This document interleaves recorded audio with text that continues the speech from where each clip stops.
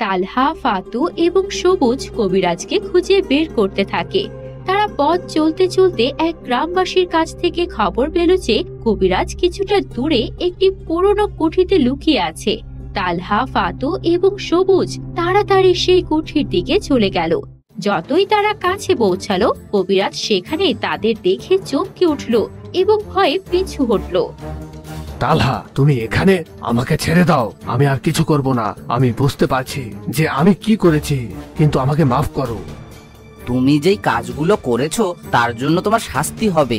মানুষের জীবনকে নিয়ে খেলা করা সহজ কথা নয়। সীমা কোথায়? আর গ্রামের আর বাচ্চারাই বা কোথায়? তালহা, আমি প্রতিশোধের আশায় ভুল করেছি।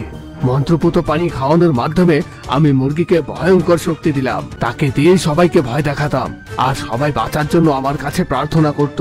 সবাইকে নিজের নিয়ন্ত্রণে আনতে চেয়েছিলাম, কিন্তু রাক্ষসী মুরগি আমার কথা শোনে না। এখন আমার জান নিয়েই টানাটানি। তোমরা আমাকে বাঁচাও। এতদিনে বুঝতে পেরেছো অন্যের জন্য খাল খুঁড়লে নিজেকেই সেই খালে পড়তে হয়। বন্ধুরা, পরের পার্ট দেখতে হলে ভিডিওটিতে লাইক করে চ্যানেলটি সাবস্ক্রাইব করে দাও।